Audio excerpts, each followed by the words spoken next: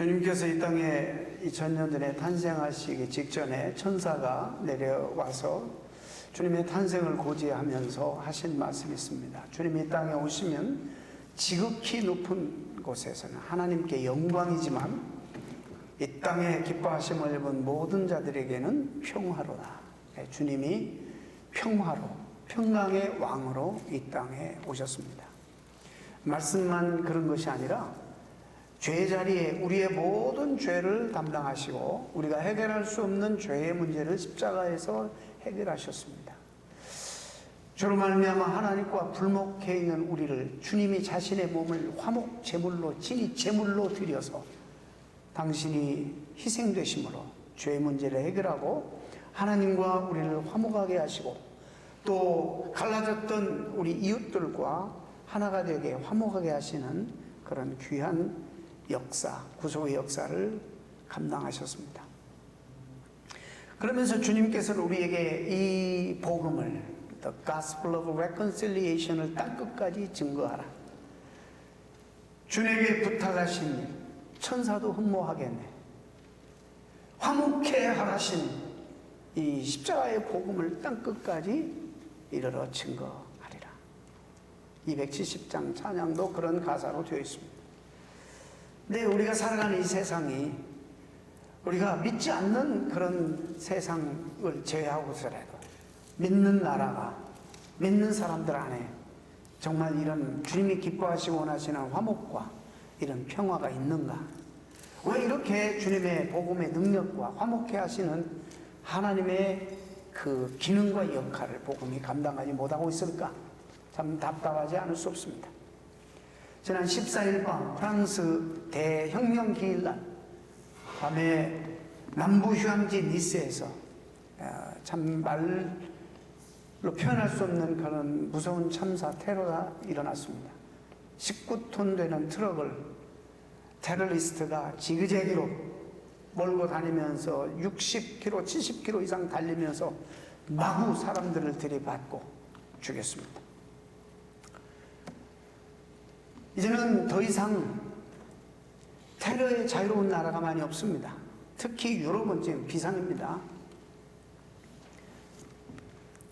옛날에는 군사 요새나 아니면 정부기관인 행정부 이런 데를 타겟으로 삼아서 테러를 저지르는데 요즘은 소프트 타겟이라고 해서 무고한 그런 백성들을 통해서 이제는 어떤 폭탄이나 무기가 아니라 우리가 흔히 안심하고 함께 지나치고 함께 볼 수 있는 이런 것들을 가지고 이제 무고한 민간인들을 이렇게 죽이는 그런 무서운 세상에 우리가 살아가고 있습니다.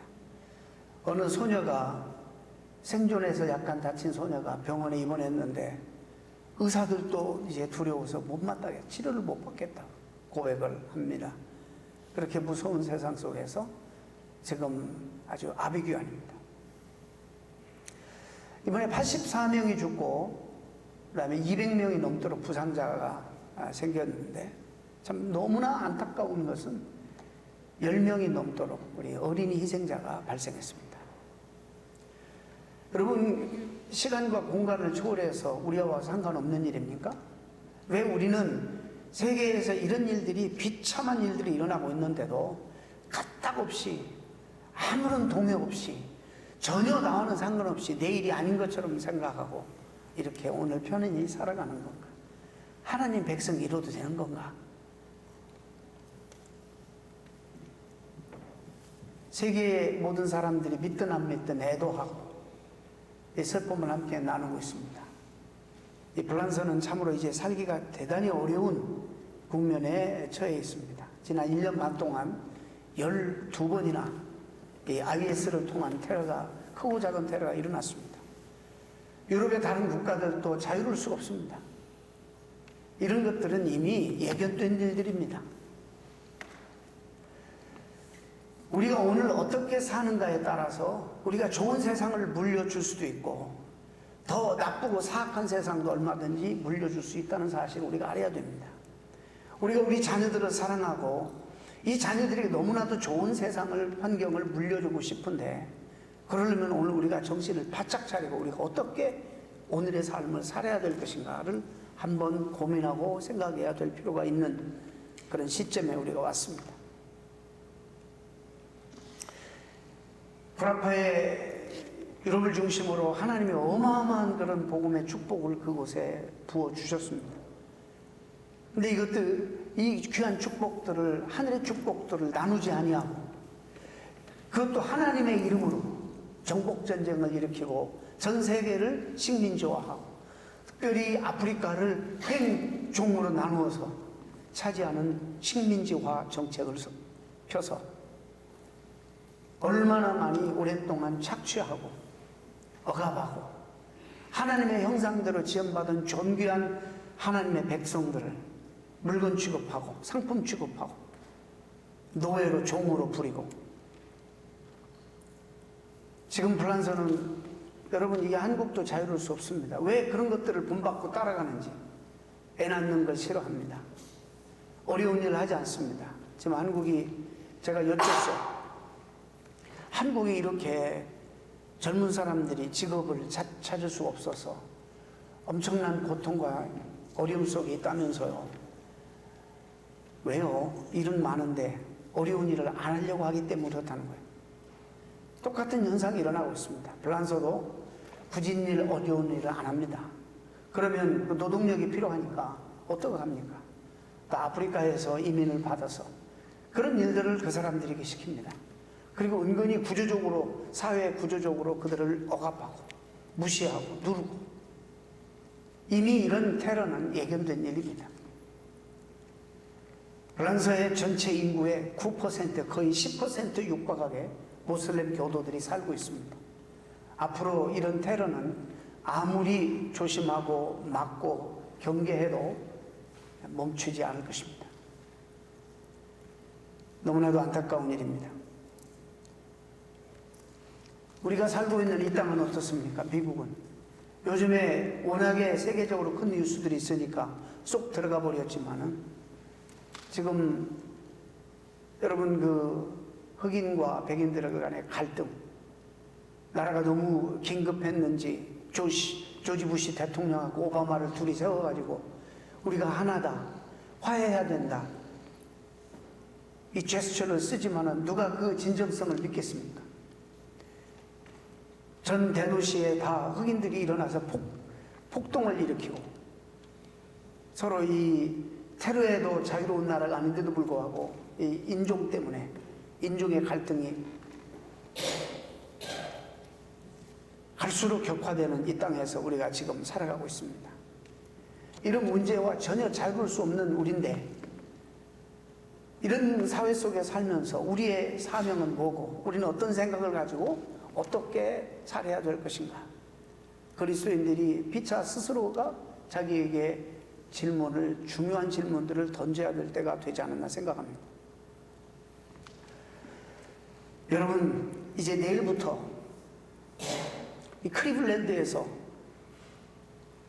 여러분 공화당 대통령 후보를 선출하는 그런 전당대회가 있습니다. 여러분 트럼프 지지자와 반대 시위대 간에 최악의 총격전이 벌어질 것이라는 예상이 지금 일어나고 있습니다. 참가자 예상수는 한 5만 명 정도 된다는데 흑인 단체들은 총 들고 시위할 것이라고 하고 또 보수 구구단체들은 중무장하고 가겠다고 하고 트럼프 지지파는 이미 경호업체를 수없이 많이 불러가지고 지금 아마도 우리 도시 클리블랜드는 지금 총 비상사태입니다. 여러분 이런 갈등의 원인이 어디 있다고 봅니까? 쉽게 죄의 결과입니다. 이미 그건 다 아는 겁니다. 죄에 타락한 후에 인류들은 정신 차리지 않으면 본능적으로 죄의 영향으로 이기적이 될 수밖에 없는 거예요. 나만 알 수밖에 없는 거예요. 내 가정만 챙기고 내 민족만이 살 길을 챙기고 자국민만을 챙기고 하나님이 우리에게 보기를 원하시는 우주적인 하나님의 시각과 그런 시선과 그런 가슴으로 이 세상을 절대로 보지 못합니다.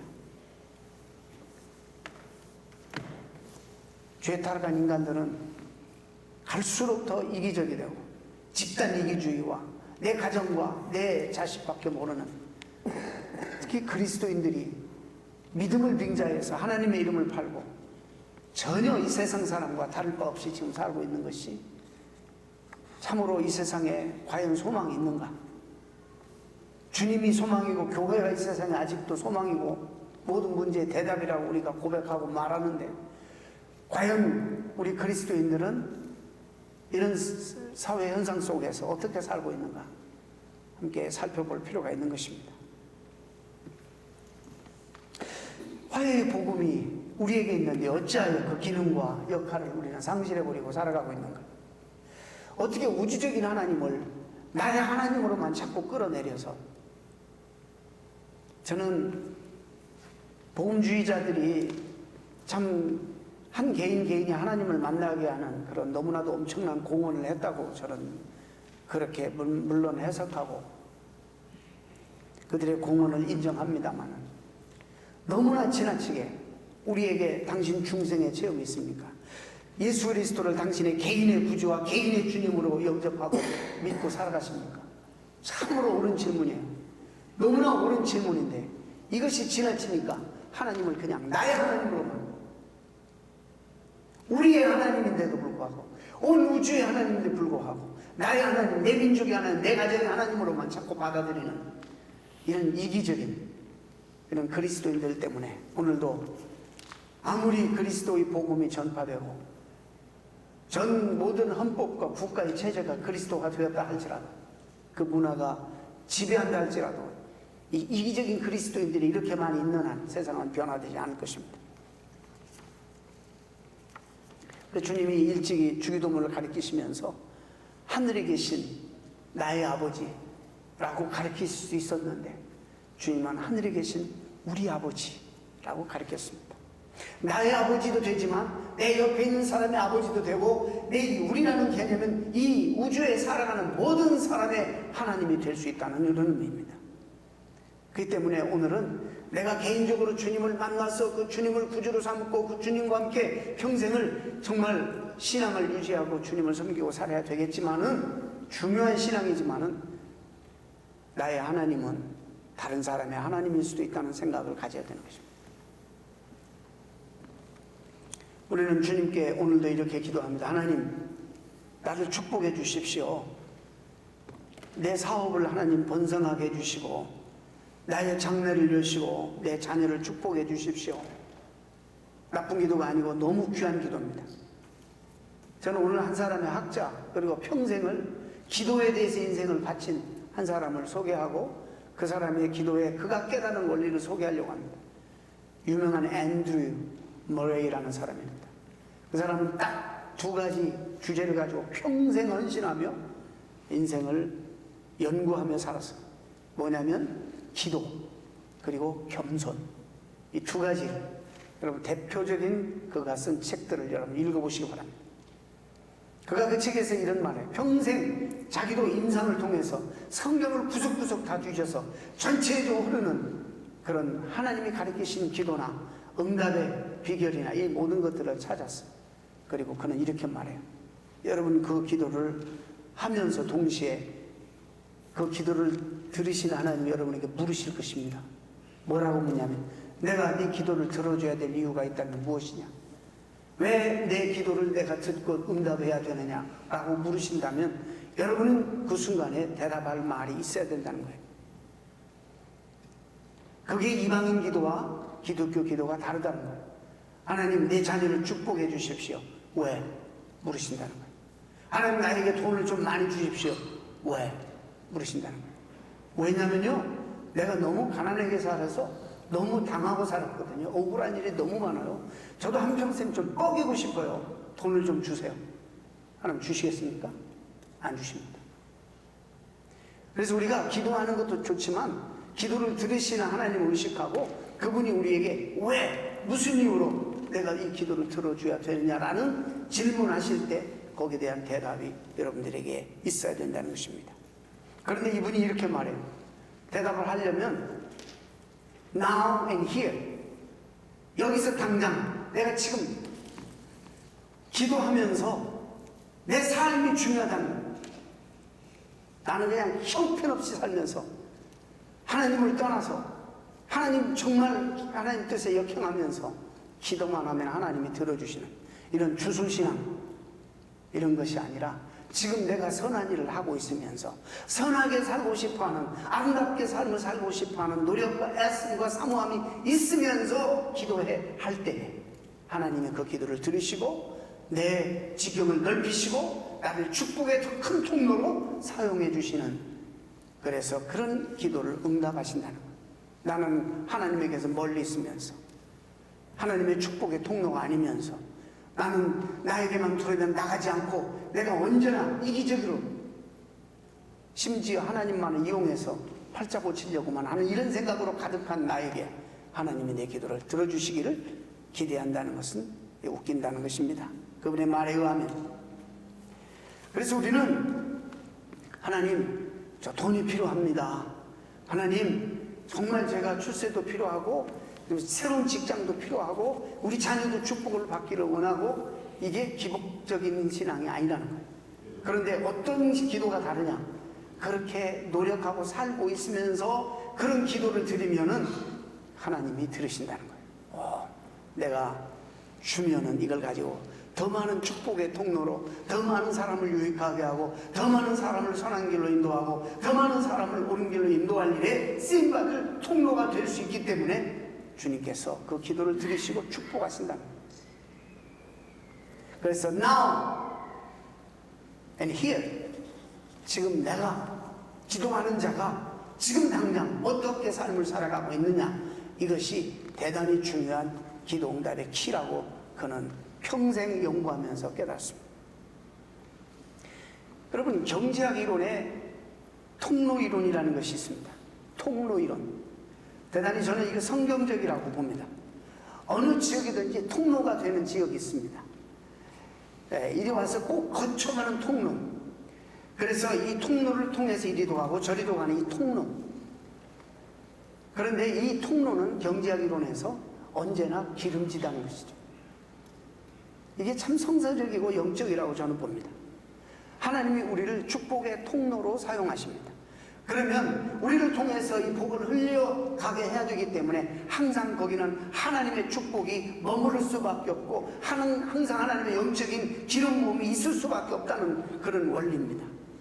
여러분이 정말 복의 통로로 쓰임받고 계시는지, 여러분 그러면서 이 지경을 다른 사람들에게 더 복이 되도록 하나님 나에게 이것을 좀 주십시오, 다른 사람이 더 유익을 얻고 더 복을 받도록 하나님 나에게 이런 것이 필요합니다 라고 기도할 때 하나님이 역사하신다는 것이죠.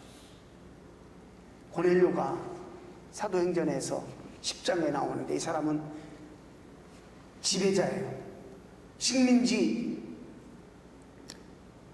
피지배국에 와서 백부장이면 100명의 군대를 거느리는 지휘관이에요.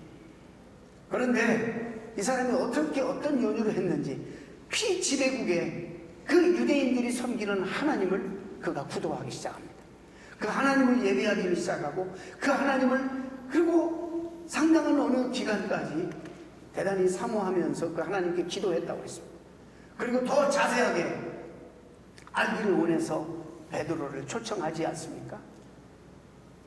거기에 이런 말씀이 나옵니다. 내 기도와 내 구제가 하나님 앞에 상달이 되어서 기억하신 바 되었다. 하루아침에 그가 벽벼락부자가 됐다면 하루아침에 그가 축복받은 게 아니라 그런 선한 삶을 계속 살아왔습니다. 그동안도 정말 유대인의 하나님을 그가 사모하고 그 하나님 앞에 기도하고 하나님을 예배하는 삶을 살고 어떻게 하든지 구제하는 삶을, 남에게 베푸는 삶을 살다 오다가 하나님 앞에 기도하니 그 하나님이 그의 지경을 더 넓혀서 이제는 더 구체적으로 축복의 통로가 되게 만들어 주셨다는 거예요. 그런 내용으로 또 해석할 수 있는 것입니다. 여러분, 그렇기 때문에 이 축복의, 이 복의 통로가 된다는 것은 무슨 의미냐면, 내가 정말 기름진 하나님의 복의 충만히 거하기를 원하면 여러분의 삶이 복의 통로가 되어야 되는 거예요. 여러분을 통해서 이리저리 다 이 복을 흘러가게 하셔야 되기 때문에 여러분들이 그냥 되는 게 아니라 그런 삶을 살게 될 때 여러분들이 지경이 더 넓혀지고 여러분들이 더욱더 베푸는 삶을 살게 되고 여러분이 더 선한 영향력을 끼치는 삶을 살게 된다는 것입니다. 교회나 어느 공동체에 가게 되면 딱 두 가지 반응이 나타나요. 여러분 잘 들으세요. 정말 지혜가 없는 사람은 정말 이렇게 봐서 누가 나에게 영양가가 있을까? 내가 누구를 사귀면 조금 더 신분 상승도 하고 내가 누구를 만나면 내 삶에 좀 보탬이 되고 유익이 될까? 참 지혜가 없는 사람이에요. 이런 사람은 조금 있다가 다 알게 돼요. 사람들이 이런 사람을 좋아할 사람 없습니다. 다 싫어합니다. 이용만 하려고 하고 말만 번드름하게 하고 또 이용만 하려고 자기 거를 절대 내놓지 않고. 그런데 정말 지혜로운 사람은 어디 가든지 하나님이 나에게 주신 은사, 내가 잘할 수 있는 거 이것 저것 있는데 누가 도대체 내 도움이 필요할까? 내가 누구를 좀 도울 수 있을까? 내가 이거 잘하는데, 내가 저것도 잘하는데, 내가 잘하는 걸 가지고 누구를 좀 협력하고 도울 수 있을까를 생각하고 사람을 찾습니다. 이것이 성경적이에요. 그래가지고 사람을 만나면 이쪽에서는 무조건 주는 겁니다. 이게 우리가 흔히 덕을 쌓는 거예요. 덕을. 근데 금방 안 나와도 이것이 인생의 힘이고 이 사람의 인생의 파워예요. 결국에는 덕을 쌓아야 돼. 덕을. 이게 지혜로운 사람의 삶입니다. 여러분, 우리가 유대인들을 많이 좋게 평가도 합니다. 정말 얼마나 유대인들이 세계적으로 정말 돈줄을 맞고 있어요. 제가 1973년도에 산 책이 뭐냐면 연애 시절에 돈으로 목을 졸라라. 이거 무시무시한 책이에요. 저희 아내하고 데이트할 때 처음으로 내가 선물해 준 책이 이 전도사. 이게 무슨 돈으로 목을 졸라라. 그 제목만 보면 모르는 거죠. 유대인들은요 딱 정책이래요. 자식들 가운데 공부를 잘하면 변호사를 시켜. 공부를 못하고 좀 소질이 없으면 장사를 시켜. 그리고 철저하게 자기들끼리 똘똘 뭉쳐가지고 하여튼 후원해가지고 성공하게 만들어요. 그래서 미국 안에는 전 세계적으로 유대인 변호사를 안 끼면 되는 일이 없는 정도.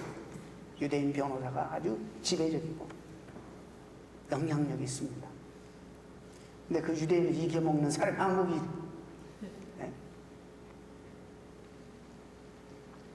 제가 언젠가도 말씀드렸습니다만 아르헨티나 갔는데 유대인들이 들어오면 다 손 털고 나가야 된다는 거예요. 안 됐다는 거예요. 자기들끼리 똘똘 뭉쳐가지고. 근데 거기 한국인이 들어갔는데 유대인들이 못 견디는 거예요. 왜냐면 한국인은 너도 죽고 나도 죽자 이렇게 덤비니까 다 망한다는 거예요. 아무튼 그 유대인들이 그래서 돈도 많이 벌고 정말 정치, 경제, 모든 문화에 정말 영향을 많이 끼칩니다. 그래서 뭐 정말 선망의 대상이 되기도 하고 그러지만은 저는 가만히 볼 때, 성경적으로 볼 때 유대인들이 그리고 또 이렇게 주변을 볼 때 참 안 됐어. 하나님이 그렇게 많은 축복과 은혜를 주었는데 이들이 그것을 흘러보내지 않고 나누지를 못했어요. 여러분 죄송한 얘기지만 KKK단이 있어요. 미국에. 뭔지 모르시죠? 이 사람들의 공격 대상이 누군지 아세요? 유대인입니다. 그리고 흑인들입니다. 정당화될 수 없고 나쁜 사람들이에요. 그러나 전 세계 어딜 가든지 유대인들은 환영을 사실 못 받습니다. 그런 영향을 끼치면서도 베풀지를 않으니까 자기들끼리만 똘똘 뭉치니까 유대인 들어가는 커뮤니티 들어가는 것도 여러분 그 원드랍 무슨 팔레스라고 유대인의 피가 섞이지 않으면 껴주질 않는 철저하게 혈통 중심의 그런 커뮤니티입니다. 여러분 이 전 세계에서 모든 민족 가운데 어떤 면에서 가장 혐오스러운 민족으로 사람들에게 환영 못 받습니다. 유대인들도 알 겁니다. 그러니까 어떻게든지 돈 흐르는 길목을 잡고 어떻게든지 그렇게 하려고 합니다. 좋아 보이지 않아요? 아무리 돈이 많아도 아무리 잘 살아도 아무리 영향력을 행사해도 좋아 보이지 않아요. 하나님이 아브라함을 복의 근원으로 부르셨어요. 그렇죠? 내가 너를 축복하리라. 그래서 쏟되 모든 천하 만민이 복을 받게 할 것이다. 축복의 통로로 아브라함을 불렀어요. 그리고 하나님이 약속하셨어요. 근데 이스라엘 백성들은 아브라함 때가 아니라 흐르면서 이건 혈통 중심의 민족으로 가는 거예요. 하나님은 언약 중심, 언약 백성으로 그들을 불렀어요. 하나님의 말씀을, 그게 어떤 혈통이라도 하나님이 부를 수 있었어요. 중요한 것은 하나님의 언약이에요. 약속이에요. 그런데 이스라엘 백성들은 자꾸 혈통 중심으로 가는 거예요. 그리고 우주적인 하나님을, 천하 만민이 함께 누리고 받아야 될 하나님의 축복을 자기들끼리만 선민 사상을 가지고 그 하나님 유대인의 하나로만 묶어두는 거예요. 그럼 이방인들과 철저하게 교류하지 않냐고 나누질 않는 거예요. 그런데 하나님이, 자 보세요. 출애굽기 12장 38절에 그들이 출애굽하는데 이미 하나님이 어떤 역사를 그 민족 공동체 안에 행하셨는지, 출애굽기 12장 38절에 수많은 잡족과 양과 소와 심이 많은 가축이 그들과 함께 하였다. 아무리 그들이 혈통 중심으로 모이려고 해도 그 속에 하나님은 수없이 많은 잡족을 보내서 섞어 만드셔요. 이렇게 하면은 이들이 좀 깨달아야 되는데 못 깨닫습니다. 여러분, 구약에 대단히 유명한 족장이 하나가 있죠. 자기 이름으로 책 한 권이 있는 42장까지 엄청난 분량의 족장이 하나가 있어요. 누군지 아세요? 욥이에요. 욥이 유대인입니까? 욥은 유대인 아닙니다. 욥은 우수 사람입니다. 유대인 아닙니다. 여러분, 여리고성 기생 라합이 가나안 여인입니다. 근데 믿음으로 유일하게 구원받았지만 유대인 아니었습니다. 근데 이 라합이 누구죠? 예수님의 할머니예요. 할머니. 그 혈통의 할머니가 됐어요. 모압 여인 룻도 나오미 며느리 룻, 예수님의 할머니가 됐어요. 이방 여인이에요. 이 무슨 의도일까? 하나님 왜 이렇게 휘저으시는가? 왜 하나님이 그 민족 중심에 들어가셔서 자꾸 이들의 생각을 넓히시고 자꾸 이들의 생각을 좀 우주적으로 보게 하시고 그러시는 겁니까? 심지어 여러분, 밧세바 아세요? 다윗이 범한 여자. 밧세바를 범하고 임신을 했네. 그러니까 이걸 은밀하게 감추려고 전쟁터에 있는 우리아를 불러, 그 남편을 불러가지고 빨리 가서 잠자리 하라 그래. 그래가지고는 우리아 아인자로 이렇게 감추려고. 근데 우리아가 얼마나 다윗 왕 앞에, 그 민족 앞에 신실했냐면, 전쟁터에서 지금 전쟁하고 있는데 내가 어떻게 후반에 와서 휴가를 즐기면서 집에 가서 쉴 수가 있고 아내를 품을 수 있습니까? 못 갑니다. 이 얼마나 훌륭합니까? 이 우리아가 유대인 아닙니다.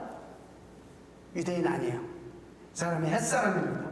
철기 문명을 도입한 히타이트족. 중요한 요소에 한 가지 더 말해볼까요? 우리가 여호수아와 갈렙 말할 때 얼마나 훌륭한 사람이 됩니까? 갈렙이라는 사람은 하나님을 찬양하는 예수님의 족보에 가장 중요한 유다 지파의 수장. 갈렙이 근데 유대인 아닙니다. 그니스 사람, 여분네 아들 갈렙, 이방인입니다. 무슨 의도로 하나님이 이러셨는가? 자꾸 이스라엘 백성들은 좋은 것들은 자기끼리만 나누려고 하고 자기만 소유하려고 하고 이런 근성이 그들 가운데, 타락한 죄의 근성이 계속 남아있는 것입니다. 우리도 그런 게 있어요. 정신 차리지 않으면. 제가 오늘 본문을 해서 이것을 택했습니다. 언젠가 이 말씀을 전한 적이 있습니다. 자세하게. 오늘은 이제 긴 본문을 좀 한 주제만 가지고 말씀드리려고 그래요. 우리가 쉽게 생각하고 쉽게 내뱉는 말 가운데 이런 말이 있어요. 우리가 좀 섬기면 살고 좀 마음을 열고 베풀면 살고 그렇게 살아야 됩니다. 사랑하면서 살고 이러면 누가 모릅니까? 베풀고 살고 싶고 사랑하고 살고 싶어요. 그런데 내 코가 석자입니다. 내 코가 얼마나 요즘 어려운 줄 아십니까? 근데 제가 가만히 관찰해 보니까 그렇게 말하는 사람 수십 년 똑같은 말이에요. 평생 베푸는 삶을 못 살더라는 거예요. 보니까 평생 그가 원하는 바, 원하고 있는지가 모르겠어요. 그렇게 못 살더라는 걸 보니까 말 자체가 그리고 생각 자체가 그렇게 폐쇄적으로 갇혀 있으니까 베푸는 삶을 못 사는 거 평생. 자기 안에 갇히고 자기 가정 안에 갇혀서.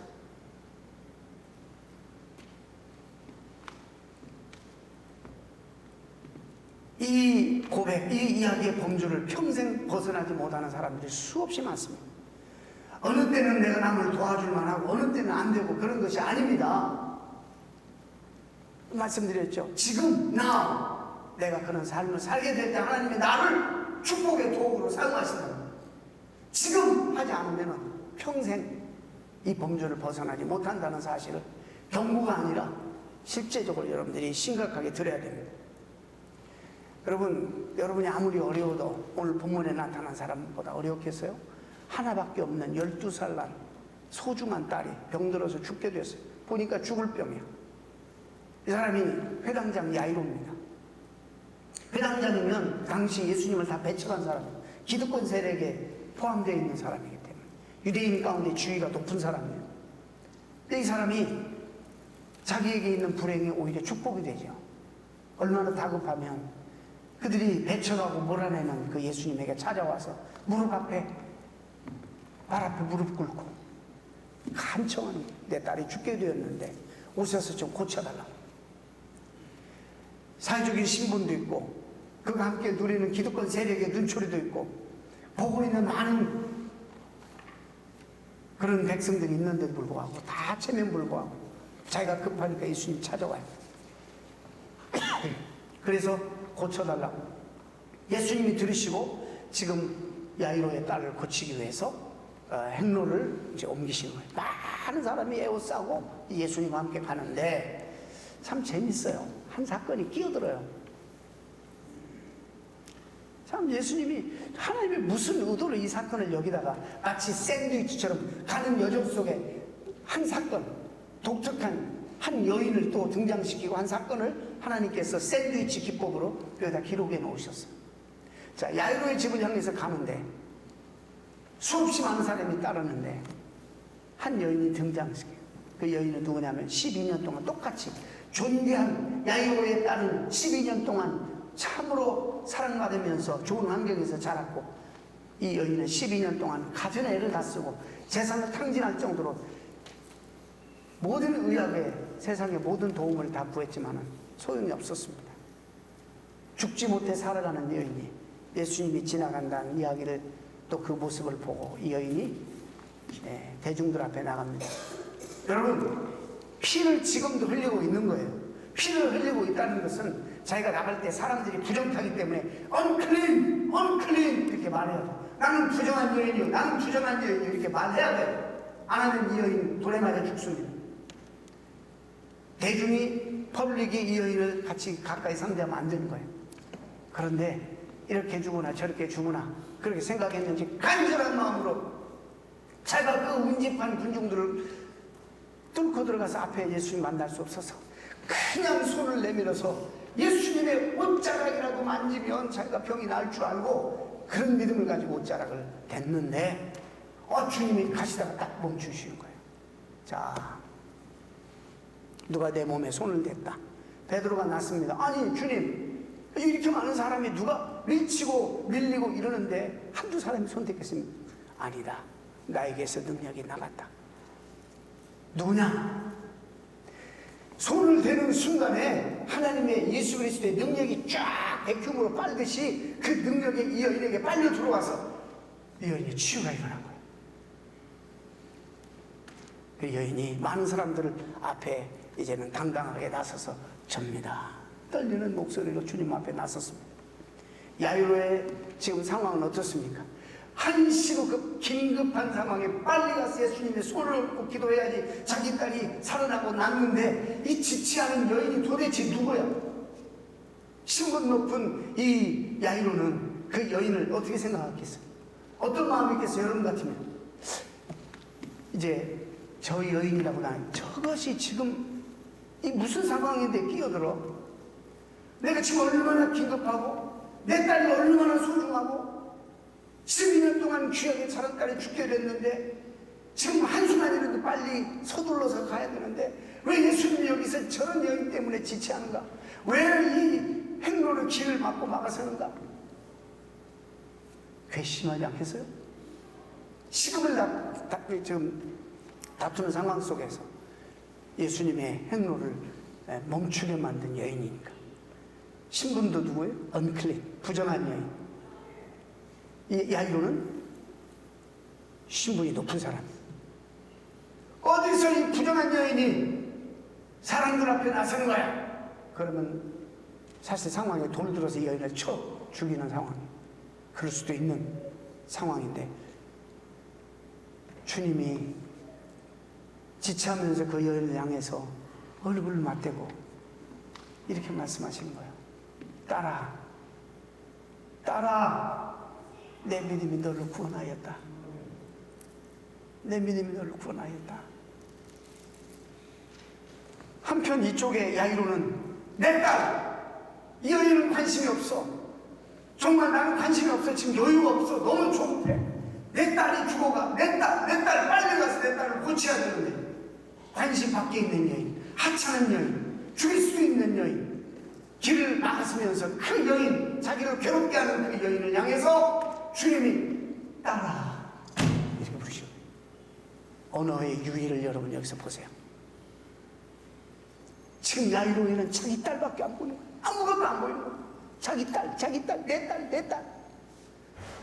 그런데 주님은 그인 향해서 바로 야이로의 가슴에 확 들리도록 딸아, 내 믿음이 너를 구원하였다. 이렇게 부르시고, 저는 이거 묵상하면서 엄청난 충격이었어요.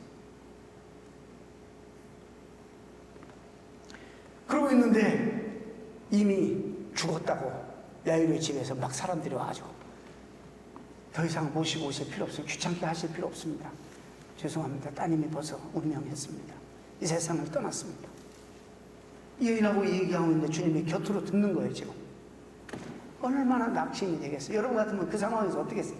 에이씨, 가뜩이나 야이로는 회당장인데 예수님을 다 배척하는 그런 상황인데 문화인데 예수님을 보고 그냥 어떻게 했을 거 아니에요? 그 여인가. 근데 어떻게 이상해요? 믿어지지가 않는 상황이 전개되는 거예요. 아무 소리 안 부리는 거예요. 딸이 이미 죽어서 상황 끝, 종료. 그런데 아무 소리 안 해요. 저는 여기서 조금 비약했는지 모르지만은, 나는 내 딸밖에 보는 눈이 없구나. 나는 내 딸밖에 보는 눈이 없어. 근데 주님은 내가 관심밖에 여기고 하찮게 여기는 저희를 향해서 딸아 이렇게 부르시는 이 주님의 이 관점은 도대체 뭐고, 그렇게 보시는 주님의 정말 시각은 도대체 뭔가. 여러분, 이 상황에서 야이로가 아무 소리 안 합니다. 어떤 대꾸도 하지 않아요. 이상하지 않아요? 주님이 이제 돌아서서 걱정하지 말아라. 그냥 믿기만 하라.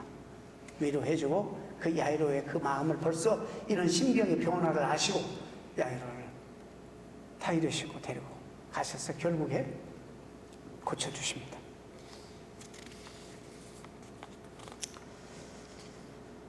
여러분, 참 놀라운 일이죠. 우리가 똑같이 우리도 야이로 같은 시각밖에 없어요. 내 딸밖에 없어요.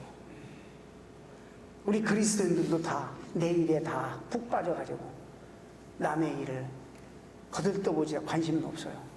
그러면 안 되는데도 불구하고 우리가 늘 하나님의 시각과 하나님의 관점을 달라고 기도하면서도 불구하고 우리는 아직도 나의 충실해. 나밖에 몰라. 내 가족밖에 몰라. 내 자식과 내 딸밖에 몰라. 그건 내가 하찮게 여기고 내가 정말 형편없이 여기는 관심 밖의 대상도 주님은 내 딸이라고 부르신다는 거예요. 그게 크게 들린 거예요. 이 회당장 야이로에게. 왜 주님은 이 상황 속에서 야이로 딸을 고치는 이 행로 가운데 한 여인 이 사건을 여기다 끼워 등장시키셨는가? 단지 야이로가 예수님께 매달렸더니 그 딸을 구원하셨다 이렇게 하면 될 텐데 왜 이런 긴급한 상황 속에서 혈류병 여인을 등장시켜서 하나님 의도하시는 게 뭘까? 저는 야이로의 생각과 안목을 먼저 치료하셨어요. 아마 하나님이 우리에게 지금 당장 내가 원하는 것들을 위해서 기도하는데 아마 하나님이 우리에게도 이것을 먼저 원하시는 것이 아닌가, 이런 생각을 해보는 겁니다. 나만 알고 내 문제만 알고 내 딸만 아는 이기적인 마음에서 주님이 원하시고 주님이 사랑하는 그런 딸도 여기저기 있다는 사실을 우리에게 가르쳐 주시는 것이 아닌가. 사람이 급하면 속이 좁아집니다. 우리가 그리스도인들은 그럴수록 그러지 말아야 합니다. 내가 먼저 너그러워지고 내가 먼저 넓은 은혜를 받고 치유되면 아마 내 문제는 그 다음에는 해결될 것이라고 저는 믿습니다. 여러분이 듣기가 참 거북하고 싫은 말이지만 다윗이 유일하게 저주의 시를 하나를 지은 것을 소개하고 말씀 마치려고 합니다.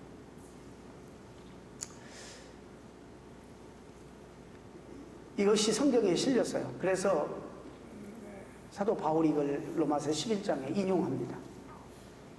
뭔 저주의 시를 썼냐면, 하나님 자기를 괴롭히는 원수들에게 저희에게 혼미한 심령과 보지 못할 눈과 듣지 못할 귀를 주세요. 저희의 밥상이 올무와 덫과 거치는 것과 보응이 되게 해 주십시오. 그래서 저희 눈은 흐려서 보지 못하고 저희 등은 항상 굽게 해 주옵소서. 이렇게 기도해요. 우리 한국 사람이 만약에 그렇게 시를 썼다면, 하나님 저거 나를 너무 괴롭게 심리도 못 가서 발병 나게 해주세요, 이랬을 거예요. 근데 그렇게 안 하고 다윗은 이렇게 말해요. 근데 이게 더 무서운 거예요. 더 무서운 거예요. 우리 한국 사람은 심리도 못 가서 발병 나게 해달라고 그럴 텐데, 아리랑에서. 근데 이 사람은 더 무서운 거예요. 하나님 저 사람 잘 되게 해주세요. 잘 되게 해주세요. 정말 세상에서 성공하게 해주세요. 근심 걱정 염려 없게 해주세요. 오직 잘 먹고 잘 사는 그 밥상의 일이 저 사람에게 전부가 되게 해주세요. 먹고 사는 일에 매달리게 해주세요. 그렇게 해서 평생 헛된 꿈을 꾸다가 헛된 것을 추구하다가 종국에 깨닫지 못하고 살다가 죽도록 해주세요. 영원히 있다는 거, 천국이 있다는 거, 이 삶에 대한 결산이 하나님 앞에 가서 분명히 있다는 거 알지 못하게 해주세요. 그냥 먹고 사는 게 꼭 빠져가지고 그렇게 밥상이 올무가 되게 해주세요. 그런 삶에만 집중하게 해주세요. 무서운 기도입니다.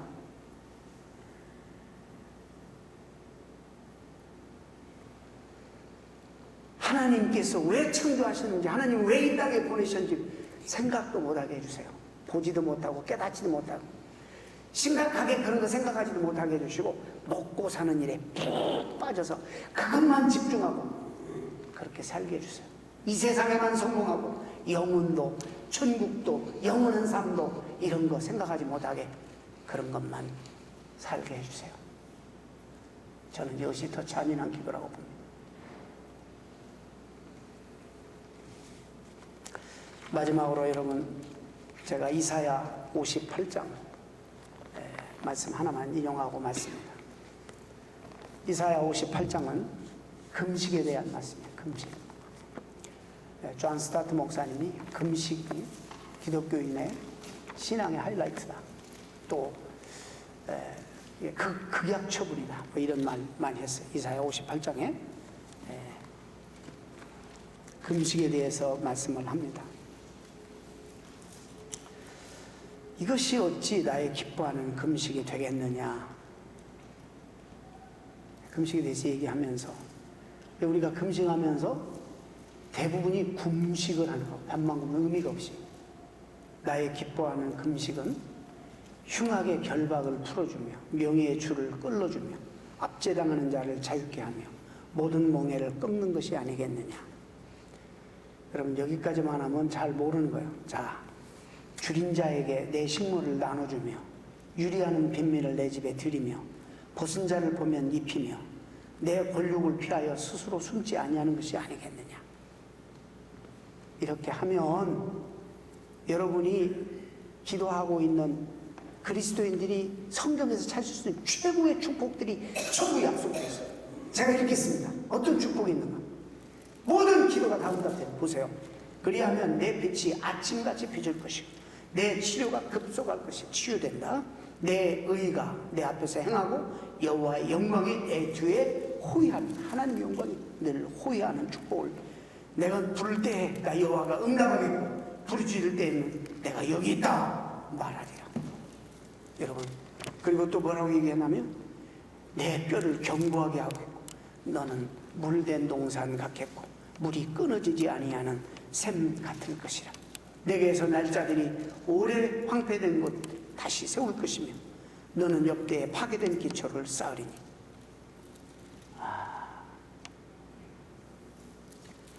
사랑하는 성도 여러분, 베푸는 삶이 이렇게 중요한 거예요.